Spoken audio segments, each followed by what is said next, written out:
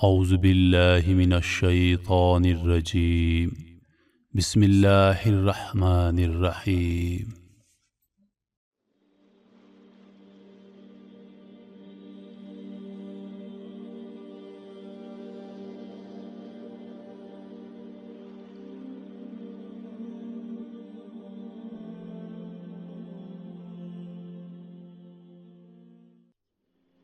السلام علیکم میرے دوستوں، میری بہنوں اور روہیل وائس کے ساتھیوں۔ میں ہوں روہیل خان اور آپ دیکھ رہے ہیں روہیل وائس چینل۔ محترم قارئین حضرات، جب میدان طیہ میں بنی اسرائیل نے یہ خواہش ظاہر کی کہ ہم لوگ زمین سے اگنے والے غلے اور ترکاریاں کھائیں گے، تو ان لوگوں کو حضرت موسیٰ علیہ السلام نے سمجھایا کہ تم لوگ من و سلویٰ کے نفیس کھانے کو چھوڑ کر دال اور ترکاریوں جیسی غذائیں کیوں طلب کر رہے ہو؟ مگر جب بنی اسرائیل اپنی ضد پر اڑے رہے تو اللہ نے حکم دیا کہ تم لوگ میدان طیہ سے نکل کر شہر بیت المقدس میں داخل ہو جاؤ اور وہاں بے روک ٹوک اپنی من پسند کی اور من بھاتی غذائیں کھاؤ، مگر یہ ضروری ہے کہ تم لوگ بیت المقدس کے دروازے میں کمال ادب و احترام کے ساتھ جھک کر داخل ہونا، اور داخل ہوتے وقت یہ دعا مانگتے رہنا کہ یا اللہ تو ہمارے گناہوں کو معاف فرما دے تو ہم تمہارے گناہوں کو بخش دیں گے۔ مگر بنی اسرائیل جو ہمیشہ سے سرکش اور شرارتوں کے عادی اور اللہ کے نافرمان تھے، بیت المقدس کے قریب پہنچ کر ایک دم ان لوگوں کے رگے شرارت بھڑک اٹھی، اور یہ نافرمان لوگ بجائے جھک کے داخل ہونے کے اپنے سرینوں پر گھسٹتے ہوئے دروازے میں داخل ہوئے اور معافی کی دعا کے بدلے مذاق و تمسخر کرتے ہوئے بیت المقدس کے دروازے میں گھستے چلے گئے۔ فرمان ربانی کی اس نافرمانی اور حکم الہی کے ساتھ تمسخر کی وجہ سے ان لوگوں پر اللہ کا عذاب نازل ہو گیا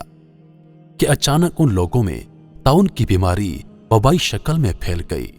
اور گھنٹہ بھر میں 70,000 بنی اسرائیل درد و کرب سے مچھلی کی طرح تڑپ تڑپ کر مر گئے۔ محترم قارئین حضرات، طاعون ایک مہلک بیماری ہے جس کو ڈاکٹر پلیگ کہتے ہیں۔ اس بیماری میں گردن اور بغلوں اور کنجے ران میں آم کی گٹھلی کے برابر گلٹیاں نکل آتی ہیں، جن میں بے پناہ درد اور ناقابل برداشت سوزش ہوتی ہے۔ شدید بخار چڑھ جاتا ہے، آنکھیں سرخ ہو جاتی ہیں اور دردناک جلن سے جسم شعلے کی طرح جلنے لگتا ہے،